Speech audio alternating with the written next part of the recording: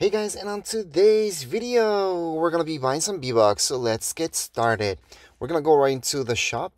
Now from the shop is not from where you do it, but make sure you have a creator code in there, by the way. But anyways, let's just go right into V-Bucks, which is our last tab.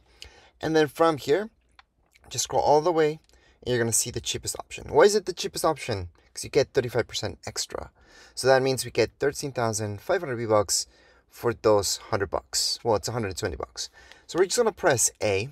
Then we're gonna go hold on to A again.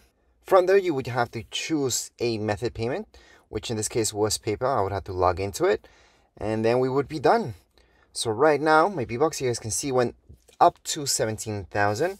And that would be it for this video. That's how you guys can do it through here in GeForce Now. Anyways, again, that's it for this video. If you guys have any comments, questions, you guys can write down here in the comments area. Don't forget to subscribe and like. Thank you.